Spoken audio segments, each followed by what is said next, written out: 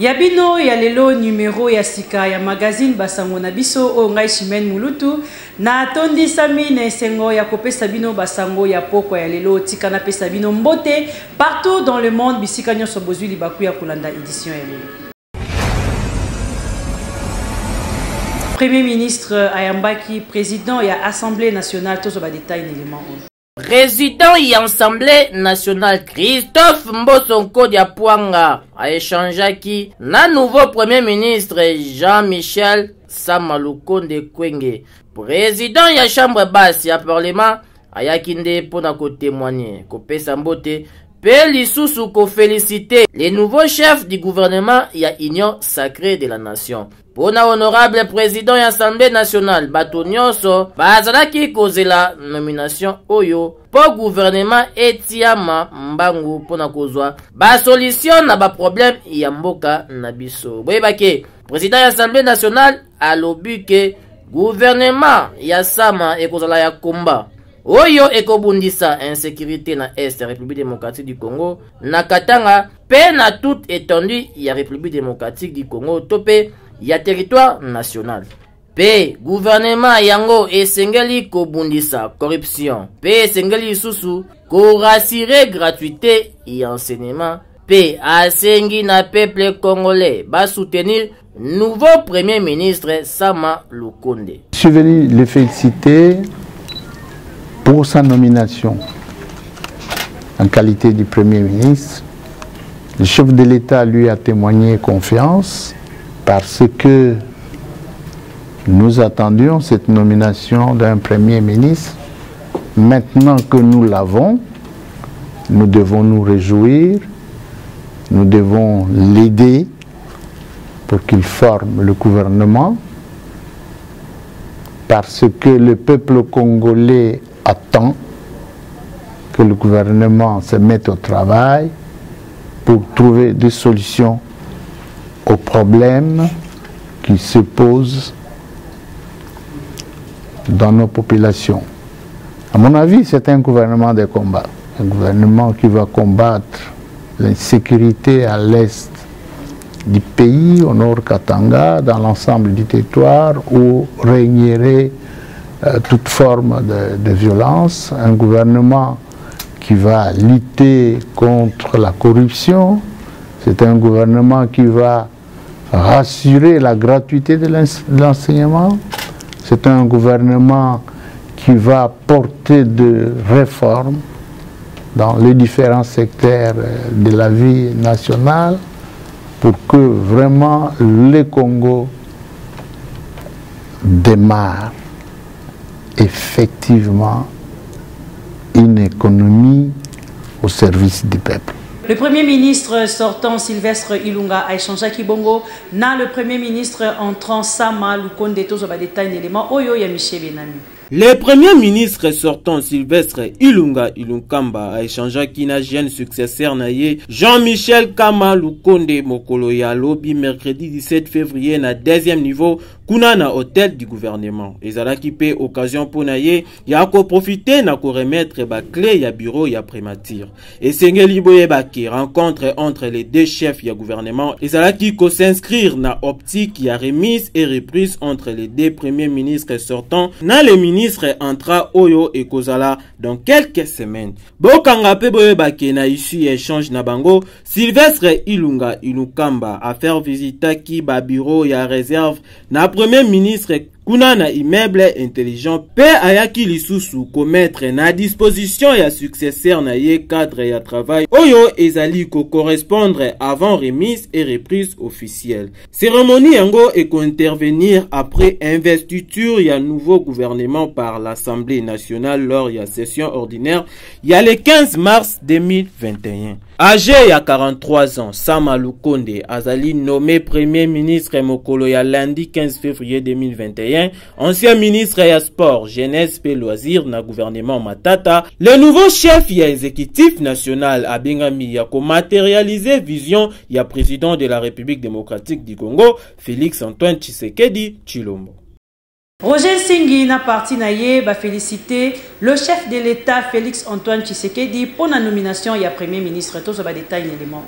De féliciter le chef de l'État pour son élection à la tête de l'Union africaine et aussi pour les choix portés sur la personne de son Excellence M. Jean-Michel Sama Lukonde Kyenge au poste du Premier ministre. Fort de ce qui précède, déclarons ce qui suit. 1. Notre adhésion à l'union sacrée de la nation. 2. Notre soutien indéfectible à la vision du chef de l'État pour l'épauler dans ses lourdes charges. Que vive la RDC, que vive l'union sacrée de la nation, que vive l'unité du Congo, notre parti politique.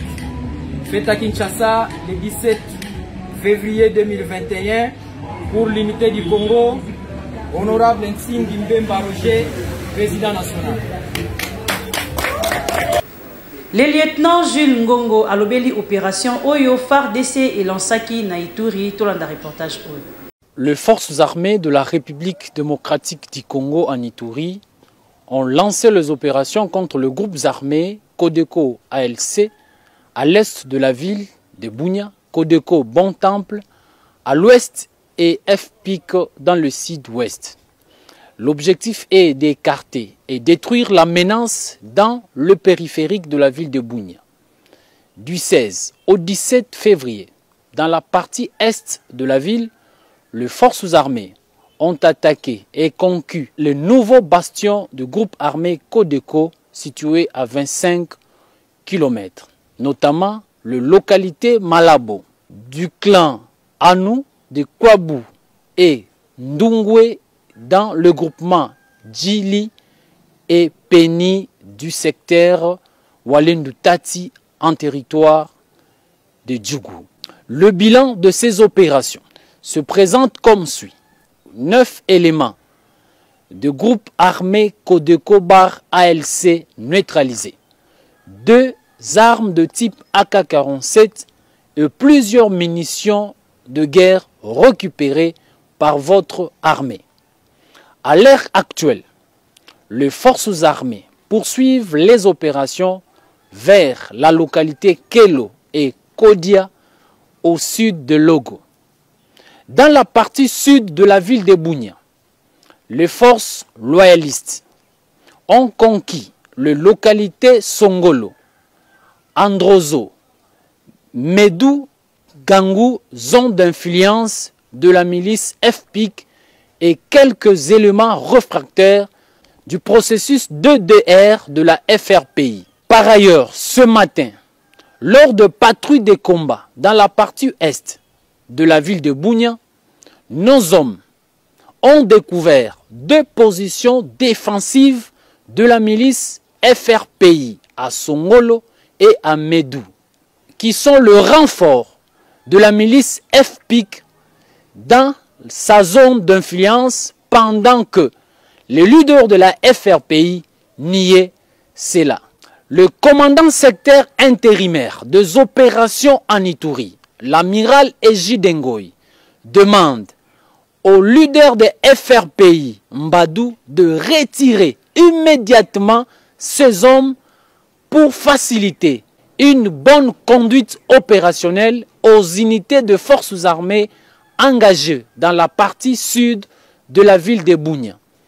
Et ensuite, les commandants sectaires demandent à la population de continuer à nous faire confiance et collaborer avec nos hommes sur terrain pour la neutralisation et mettre hors d'état de nuire les ennemis de la paix en Ituri. Lobby eleki tulakisaki bino awa na République démocratique du Congo, précisément kuna na commune ya Bandalungwa, ndenge monolithe ebimaki kasi tozwa réaction ya bourgmestre ya commune ya Bandalungwa. Monolithe mystérieux qui est apparu là après avoir fait une apparition dans plusieurs pays, dans d'autres continents.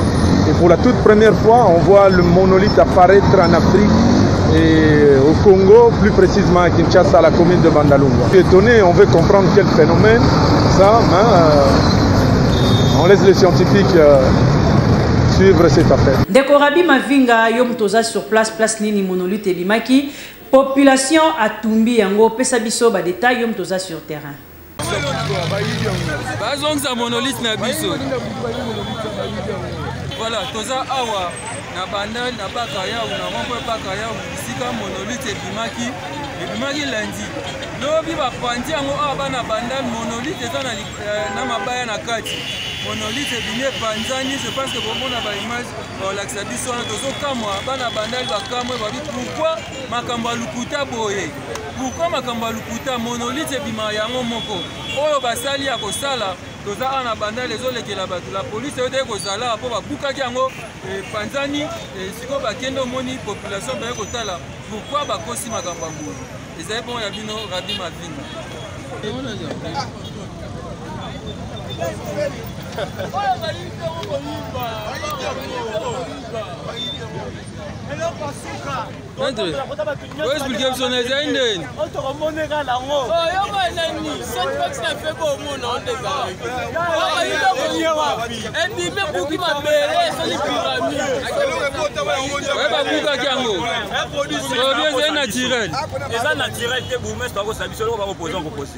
Et puis les Arabes sont à Liboso, plus de 6 pays déjà. La France est en février. En février 2020. On ne pas des airs. Puis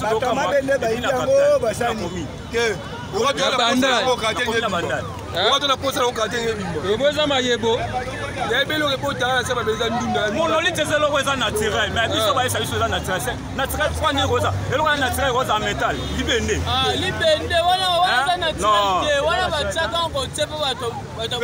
C'est quoi abuser avec la population? Parce qu'on sait que le monolithe et tout, ça sort spontanément et tout, ça sort c'est une pierre naturelle quoi. Mais ça c'est trop n'importe quoi, donc voilà. En gros il a fouté quoi. Il a vraiment tapé à côté en gros. Ezali mascara moko basali na beniki moko bo. Jusque là nazoko comprendre te. Il a fallu batika ngo to ba to sala étude loko wana ezelo ko ni batiki ko tika. To ezali mascara moko basali na peuple congolais. Yango ni bangana zengi. C'est mascara avantage na woni. Bon, là jusque là avantage nango na moni yango ezoko akutir ni biso ne loko moko te. Na moni lokola ba recherche moko ba to sala ezanga ti na ezanga sa. Merci. Merci.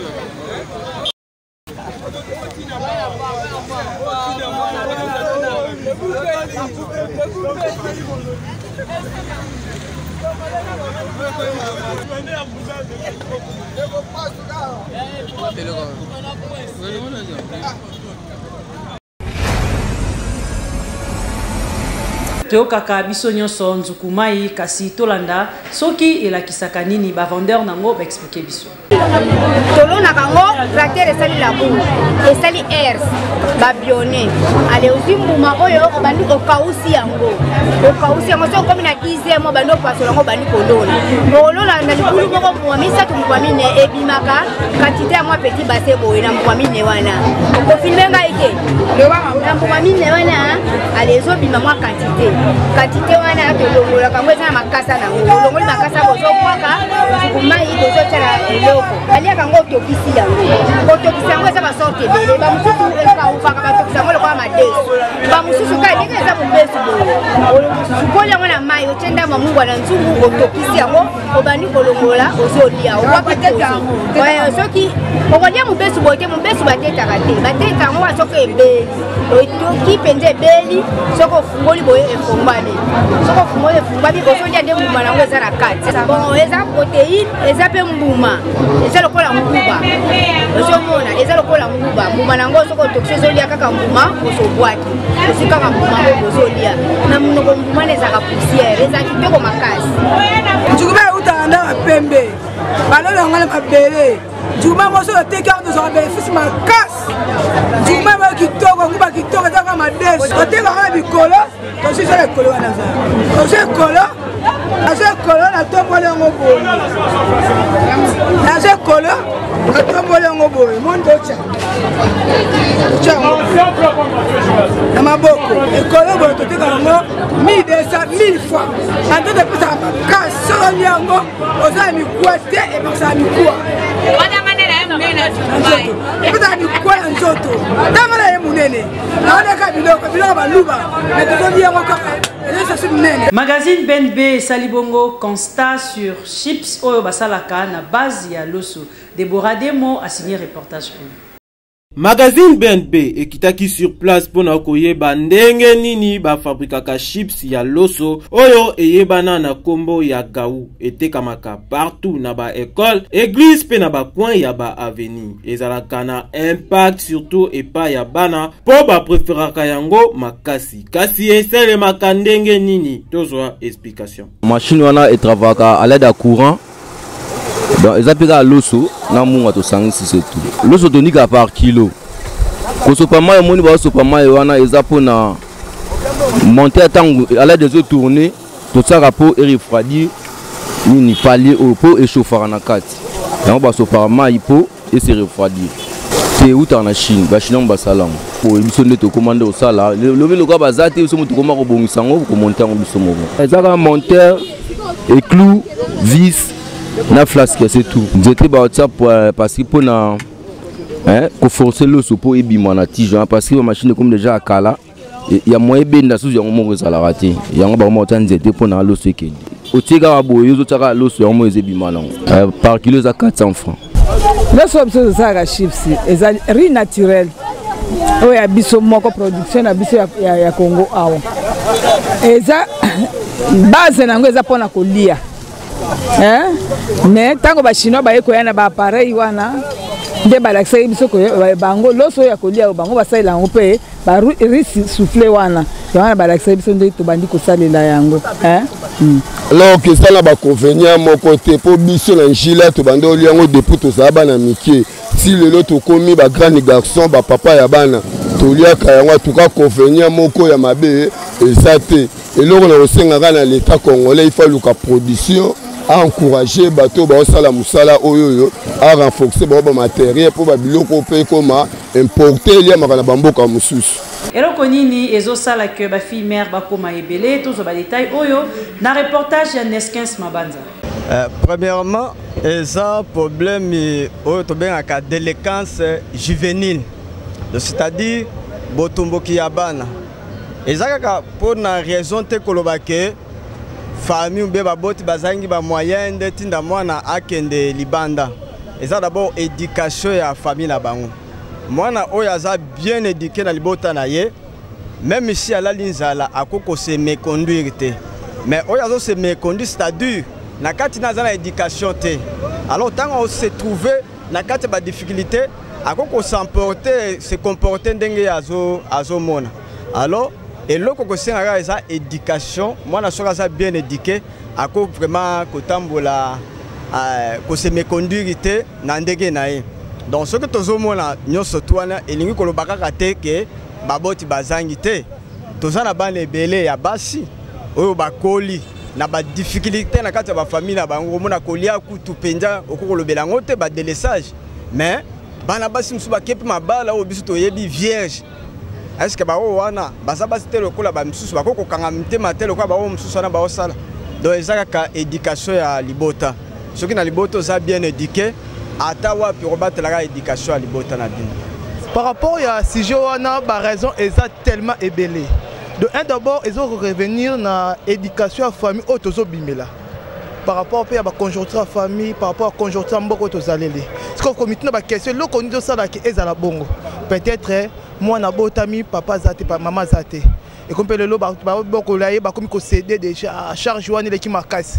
Ba raison za bongo, ba raison c'est que yemoko na etamboko donc ezo simbarate. Manque d'éducation, manque de moyens, il y a des choses qui sont vraiment ébélé. Ce qui prend à cause du gouvernement par rapport à la fille mère, pour l'instant, nous trouvons que c'est difficile. Parce que le défi à relever est énorme. Mais tant que la société évolue bien, comment on peut que quand on paye la fille mère ou un peu, et qu'on va soulager, et ben nous avons appelé des appels à pays développés wana, on va faire une émission sous que moi na 16 ans, à déjà na zemi. Parce que encadrement ya moi na wana na des familles, familles ont décidé moi na ko évoluer pour être abota bien, peut-être qu'on peut na baka wana. Mais sinon cause la fille mère à partir de l'âge de 16 ans, ils ont quand vous avez le monde de mobile bien. Le problème nous c'est sur le thé mon coucher et j'ai la chance à responsabilité à l'État. Ce qui passe chez l'équipe et c'est un rare bon. Ce qui n'a pas milliers monsieur sur le plus reculé à ville à Kinshasa. Au monde baza batu ya pas si koleka mais ba bote belé pas c'est ça qui samakaka. Il y a un de c'est un l'État baluka ba aider ba fille surtout ministère des affaires sociales.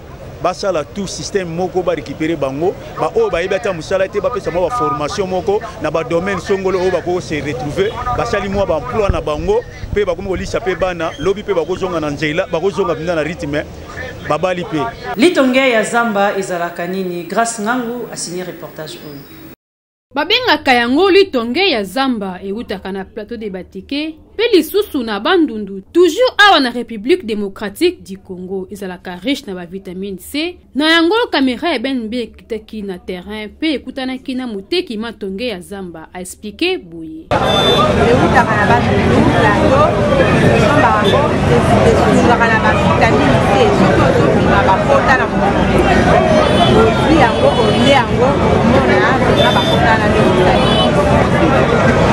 mosusu mpe ezalaka moto aza na zeme asepeli na ye kolia biloko ya ngai omona basombeli ye basali ale okomona ye mosusu moto azopela azolinga kolia mpenza biloko mosusu te omona basombeli ye bakepesa ye yaleko yango mpenza normalement ava osomba mokongo trie oyo ya mabe waki oyo ya kitoko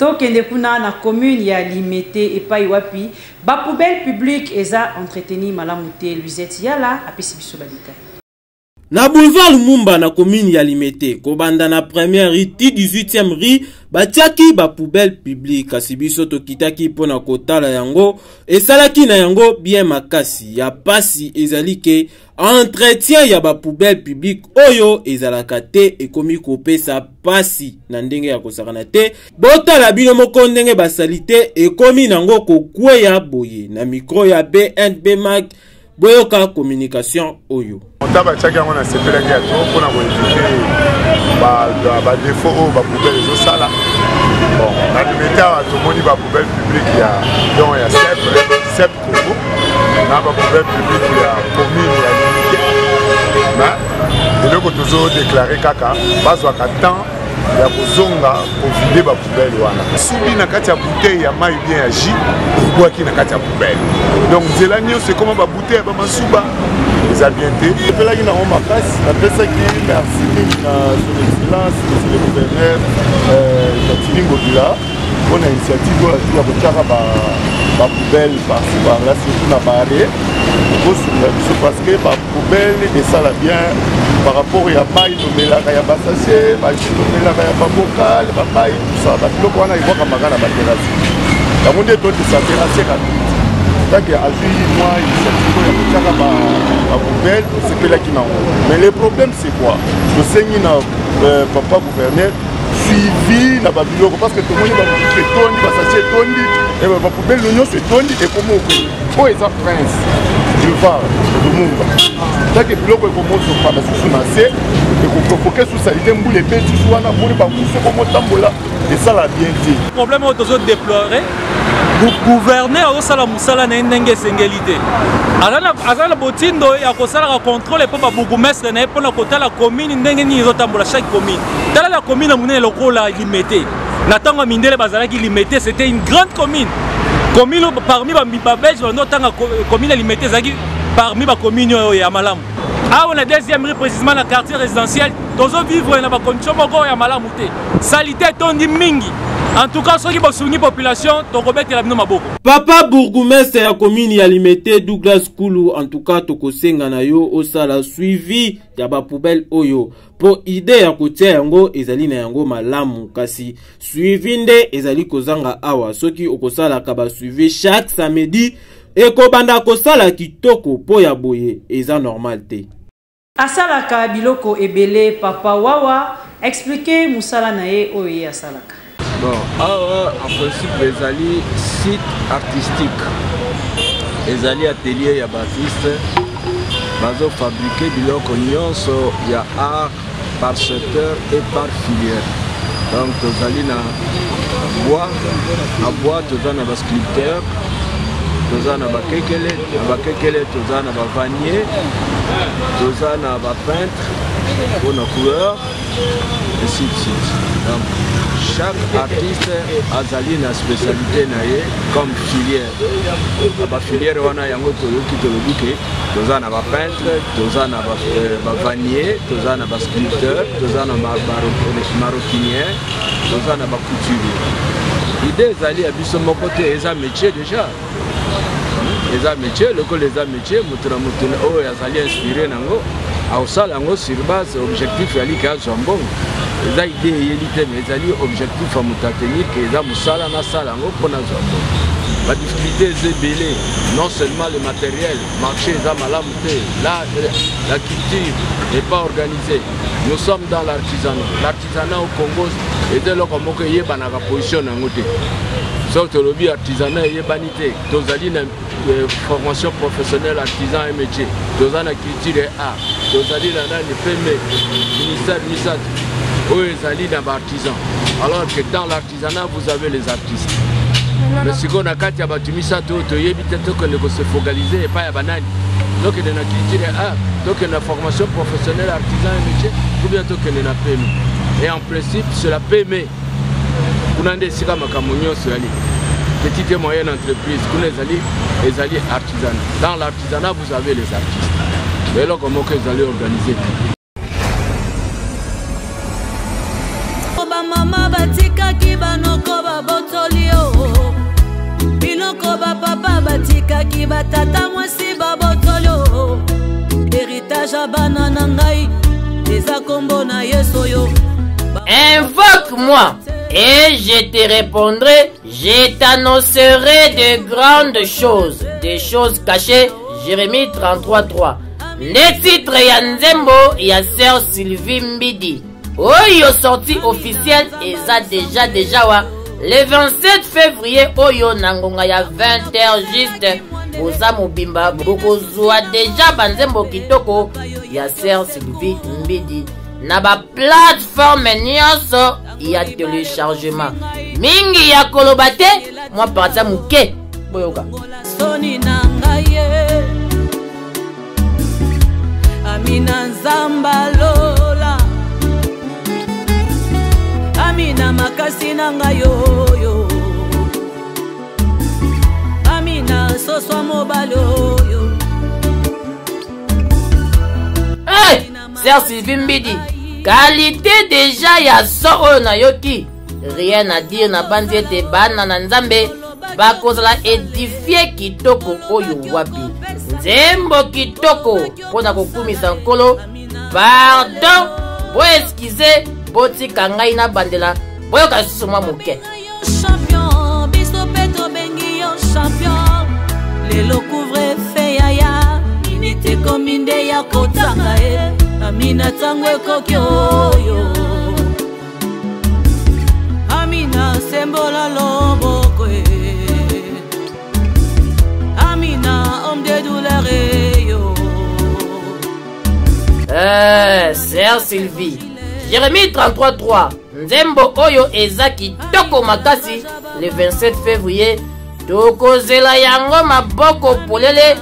Soki olingi kozwa Sœur Sylvie Mbidi kotaka mbala moko na Facebook, Instagram, YouTube obeti kaka Sylvie Mbidi oza mobimba. Boyende ezalaka Sœur Sylvie Mbidi bonva na yo polo yembo oyo en tout cas ekanginga matoyi oyo wapi esimbi deja mitema na bandi ete pele ya bato na ubongwa na kaka leloko. Papa Chamo Papa nga nazobenga yo yaya nazobenga yo nazobenga yo Jésus nazobipe yo teo Papa bambongeleki yaya Papa banzubeleki makasi Papa nacheya bonema boto solo la malamu Otini oloye moyo na yembeli umopanya libala yoningenga na alona yondelike ya pasonto esweye bana na Nzambe boyokela ngai eloko oyo. Sœur Marissa Kinanga, chantre de l'Éternel, amemeli biso nzembo kitoko na titre oyo asaleli ngai oyo Yesu Masiya asalela ngai loyembo kitoko boye mingi ya koloba te bino moko boyoka eloko oyo. Yembeli oni bangana Dawidi oyo salelinga ezomonana ezosalema na bomoi namba ezomonane ezosalema ezosimama na bomoi namba. Sœur Marissa Kinanga oyebi loyembo kitoko oyo po eza na mutu moko te akolobake Nzambe asala eloko te po na ye. Yango raison ya kitoko ya kokumisa Nzambe koyembela ye po yende aza mokeli na biso. Shanja bomoi nanga lolenge ya kozala nga sae abongola bomoi nanga o Yesu yoe. Soki olingi kozwa banzembo kitoko ya Sœur Marissa Kinanga kende mbala moko na ba plateforme nyonso ya téléchargement okozwa nzembo kitoko oyo asaleli ngai. Sœur Marissa Kinanga batika yo kende liboso po mongongo yembeli eza mongongo ya banzelu. Sika bo savure nzembo kitoko oyo po Nzambe asala mingi na bomoi ya moto ntu.